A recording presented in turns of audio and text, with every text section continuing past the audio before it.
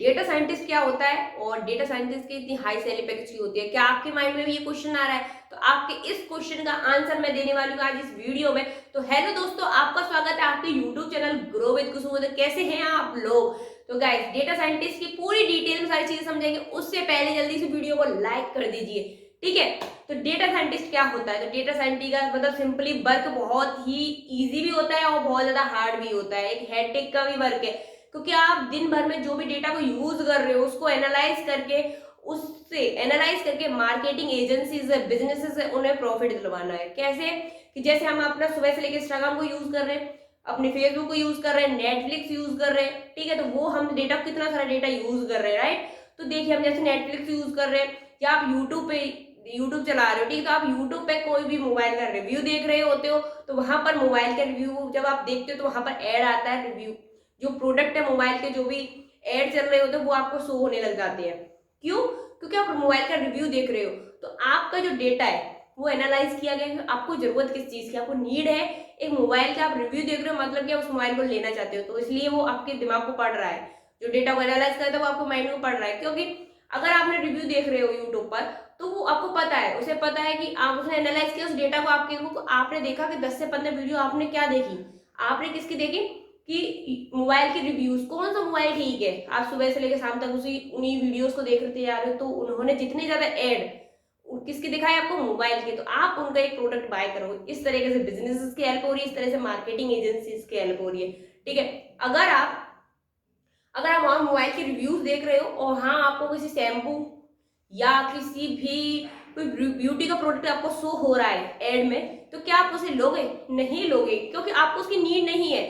तो वहां पे डेटा को अच्छे से एनालाइज नहीं किया गया है, ठीक है? तो इस तरीके से डेटा को एनालाइज किया जाता है कि आपको जिस चीज की नीड है उसी का आपको एड दिखाई दे रहा है, तो वो डेटा की ही देन है। डेटा साइंटिस्ट है वो सब डेटा की ही देन है। जैसे कि हम अपना कोई भी व्हाट्सएप पर चैट कर रहे होते हैं, तो वह सारी चीजें आपकी, जो आप कुछ भी चीज गलत लिख देते हो तो वो भी ठीक हो जाती है, और कभी कुछ गलत लिख भी जाता है अचानक से, तो वो सब कुछ डेटा की ही देन है, सब डेटा साइंटिस्ट की देन है, ठीक है? और डेटा की मदद से हम बहुत ज्यादा टेक्नोलॉजी में आगे बढ़ चुके हैं।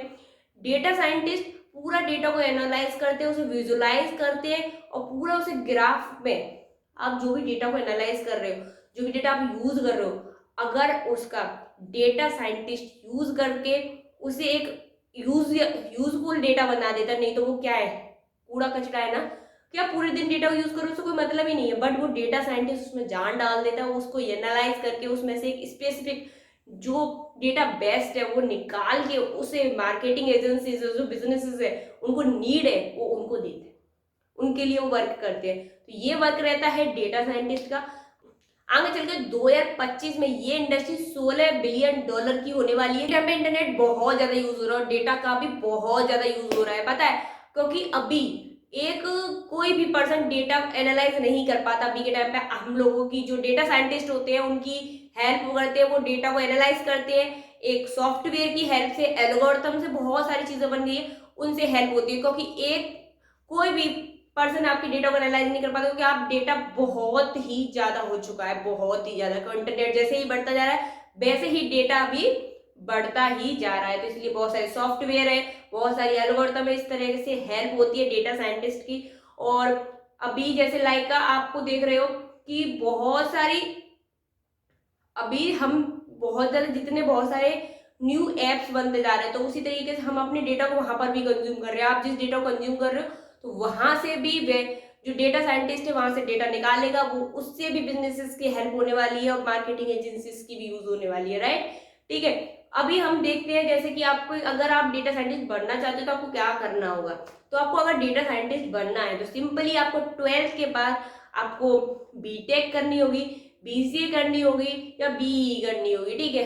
अगर आप बोल रहे हो कि मेरे को ये डिग्री के लिए मेरे पास इतना 4 साल नहीं देने, 3 साल नहीं देने, तो आपको कोई भी 6 मंथ का या 1 ईयर का कोई भी कोर्स कर सकते हैं, जिसमें आप प्रोग्रामिंग सीख सके, मैथमेटिक्स सीख सके, स्टैटिक्स सीख सके, क्योंकि यही चीज आपकी हेल्प करने वाली है डेटा साइंटिस्ट में।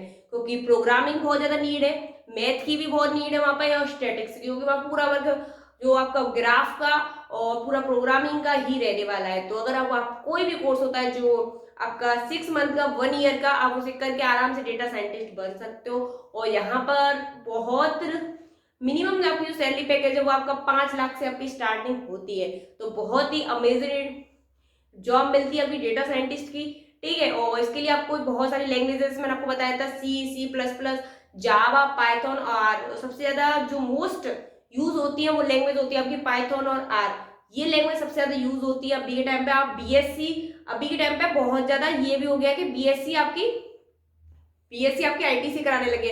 अगर बीएससी के साथ साथ कंप्यूटर साइंस से भी कर सकते हैं तो वहां पर भी आपको इन लैंग्वेजेस की भी नॉलेज दी जाती है, तो आप वो भी कर सकते हैं। ऐसा नहीं है कि अगर आप बीएससी करना चाह रहे हो और मुझे ये भी करना है, डेटा साइंटिस्ट की भी जॉब करनी है, तो आप कर सकते हो, क्योंकि बहुत सारे कोर्सेज हैं और यूनिवर्सिटीज बहुत सारे कोर्सेज ऐड कर रही है, क्योंकि अभी ये इंडस्ट्री ग्रो कर रही है और यहाँ पर सैलरी पैकेज बहुत ज्यादा हाई होने वाला है और इसकी जो जॉब्स है बहुत ज्यादा आने भी वाली, क्योंकि डेटा बहुत ज्यादा है और बहुत सारे सॉफ्टवेयर, बहुत सारे लोग लगे हैं, तब भी डेटा मैनेज नहीं हो रहा। तो डेटा को मैनेज तो करना होगा, इसलिए आप लोगों को बहुत सारी जॉब्स यहाँ इस इंडस्ट्री में आने वाली है। तो अगर आप डेटा साइंटिस्ट बनना चाहते हो तो आप आसानी से यहाँ पर डेटा साइंटिस्ट बन सकते हो। अगर आपने 12th की है तो आप कोई भी 6 मंथ का कोर्स कर सकते हो, 1 ईयर का, या आप बीटेक, बी या बीएससी आईटी आराम से आप कर सकते हो, ठीक है।